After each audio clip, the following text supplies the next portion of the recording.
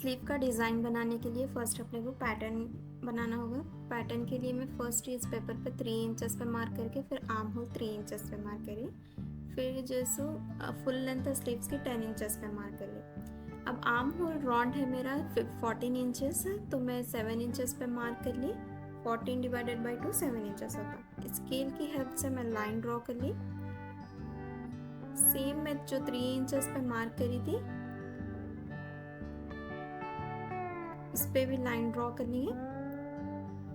फिर मैं जहाँ पर 7 इंचेस पे मार्क करी थी वहाँ पर भी लाइन ड्रॉ करनी है। आर्म होल शेप देने के लिए फर्स्ट में देखिए इसका हाफ ले रही हूँ, फिर मैं ये 3 इंचेस का हाफ ले रही हूँ, इसके प्लस साइन बना ली मैं। अब फर्स्ट भी हम 2 इंचेस पे मार्क करेंगे, फिर 1 इंचेस पे मार्क करेंगे आर्म होल शेप देने के लिए। स्केल की हेल्प से ये देखिए फर्स्ट मार्क करी थी मैं उसको और प्लस साइन को मिला के इस तरह से आर्म होल का शेप देनी है।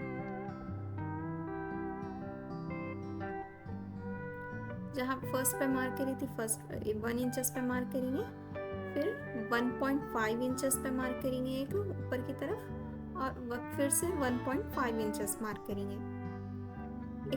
एक बॉक्स क्रिएट कर लेंगे। स्केल की हेल्प से लोगों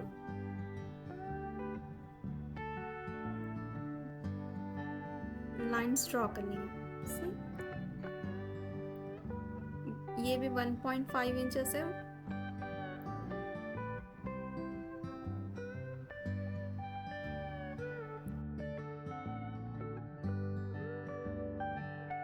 रफली लाइन ड्रॉ कर रही हूँ। अब इसकी कटिंग कर लेंगे। प्लीज़ अगर आपको मेरा एक्सप्लेनेशन अगर आपको मेरी वीडियोस अच्छी लगी तो प्लीज़ सब्सक्राइब करें, लाइक करें, शेयर करें और बेल आइकन को दबाना मत भूलिए।